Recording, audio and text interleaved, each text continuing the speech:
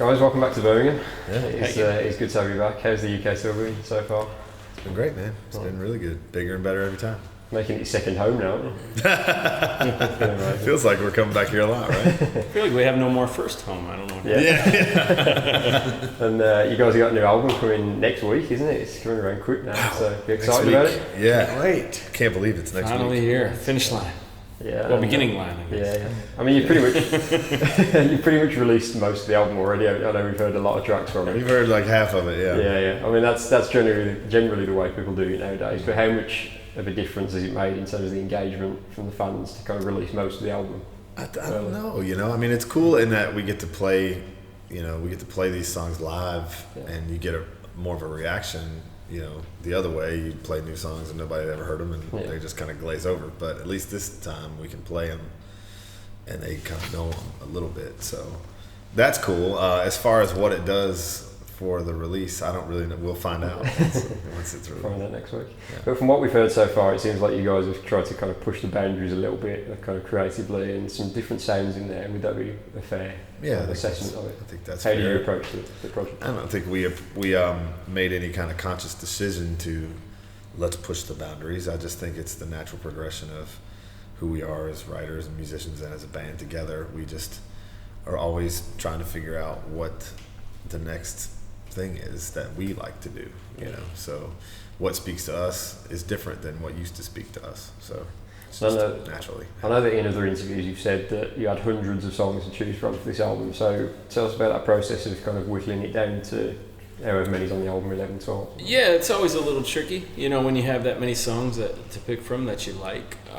This one we had a little bit more time to make the album, so we didn't feel as much pressure in the studio to have to hurry up and have it all decided and get it done. So this time it was interesting. Sometimes we'd get done with one and we'd get into the control room in the studio and go, well, what should we do next? And we'd throw out a couple options, and then we'd land on one and go, oh, that sounds really cool, let's do that one. So it was interesting, but I don't think the process changed too much. We just try to write as many great songs as possible, and the ones that really stand out to us, we bring in there and try them. Yeah. And how do you decide on the single releases? Because obviously One Man Band is doing really well at the moment. Yeah. But has there ever been a situation where kind of you guys have wanted a certain single and the label haven't, or the other way around? Or? Yeah, it's picking a single is always a discussion between us and the label and our management team. We all get in a big room and talk it through, and they present their case, we present our case. Sometimes they line up, sometimes they don't. Like Hotel Key was one that we didn't see eye to eye on at first. The label or you? The label wanted Right. Hotel Key, and we just didn't think of that in that way. That wasn't our first choice. But when we got in there, and it's always a very good conversation, and they presented their information, and we were like, oh, that makes sense. Let's do that. But they would never force one on us. Whatever we want is what they will do.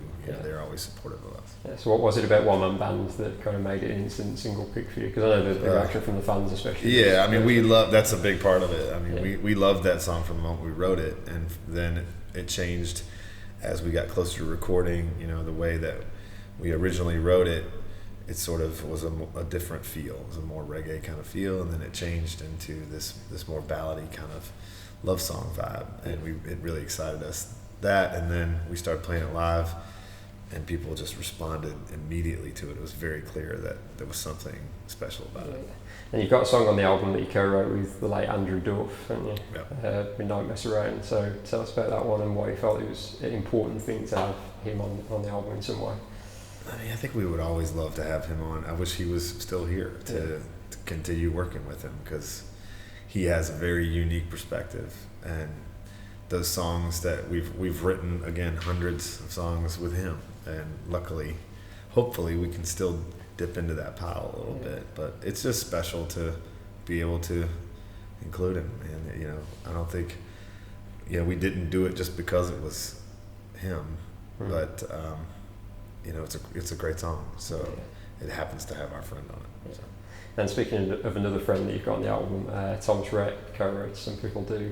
Yeah. Tell us about getting in a room with him and kind of what he offers as a songwriter as well as an artist. Yeah, I mean, he's a great songwriter. He writes, talk about writing hundreds of songs. That guy I feel like writes hundreds of songs a week.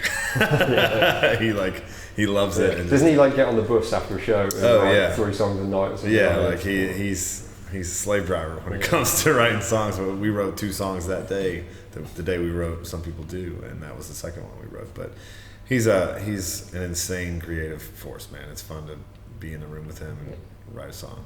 And my favourite of the ones that you've released so far is Never Be Sorry, because I love the kind of dancey, pop-infused grooves to that, but it's also like categorically Old Dominion as well, because there's the guitar licks in there and it sounds awesome. So how did that one come together, and why did you feel like you had to get that one on the album? We wrote that on a park bench somewhere with Shane McAnally and Josh Osborne. And I don't know, I think just even from the beginning of writing that song, even the work tape just sort of had a different vibe than maybe we normally would do. There were some different chords in there and stuff, so I think maybe that attracted us to it. It was just sort of inherently a different sound. It took us a while to wrangle that one in the studio, actually. We tried it in a million different ways and then finally ended up the way it is now. So that one was definitely the most difficult to get down. Yeah, that was hard. And you stuck with Shane for the production on the album, haven't you? So why do you like working with Shane so much, and what does he offer to the Old Dominion sound? Yeah, I mean, this one was a little bit different in that we co-produced it with Shane. Yeah. So, but it's kind of always been, that way with Shane, just because of the nature of our relationship, which is, it's kind of like this band. We were friends before anything else. So we were friends with Shane. We're writing songs. And he's just been a part of this whole process. So he knows us very well, and he knows to trust his instincts very well, and he knows that we trust his instincts. And I think that makes this relationship work very well. And creatively is that we trust each other, and he'll listen to us if we go like, dude, you're not right. He'll go, well, maybe I'm not. And he will be like, that sucks, and we'll be like, yeah, you're right, it probably doesn't. Well, moving away from the album, I just wanted to speak to you about the song you recorded from Songland in BC, because unfortunately we didn't get it in the UK, so the people watching this probably won't know too much about the whole concept. So Why did you guys want to get involved with that? Yeah, I mean, well, it was a big TV show, and it was a great concept. We're songwriters first, so it was finally we had, there's The Voice and there's American Idol, but finally we had a song about songwriting, or a show about songwriting. So it was great to be asked, and it was good company to be in. And of course, Shane was a part of it too, which was awesome, being on there. But we'd never been pitched songs like that before, so it was really cool to sit there and listen to what people thought sounded like an Old Dominion song. And in our particular episode was also, the song was being pitched to a Jeep commercial, so it was an interesting kind of situation to be in, where these songwriters had to try to write a song for us, but it had to also fit the Jeep commercial. So it was a fun episode. And speaking of songwriting, Trev, you've just signed a publishing deal, haven't you, recently?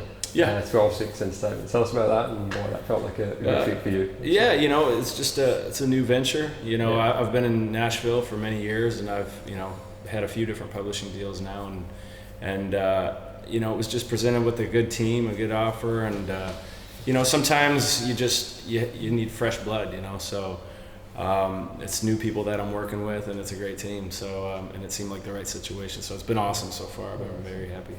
And you guys are going back out on the road with Kenny next year, aren't you? You're pretty much the resident act on Kenny's tours, aren't you? Yeah. How much are you looking forward to getting back out with Kenny, and what's it like with him? It'll be like, it's just like a breeze. Yeah. We've got that down. We know what that's like. We know it's fun. We know all the people.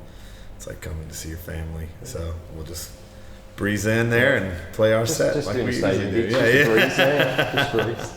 And just finally, congrats on the CMA nomination again for Group of the Year. We sat in this very room last year, and Trev, you categorically said to me, "We're going to win this." The confidence paid off. Is it going to be 2 in a row? Yes. 100%. 100%. I'll take your word for it. We're rooting for you guys. Thank you for doing this. I appreciate it. And we're looking forward to the show. Yeah, thank you.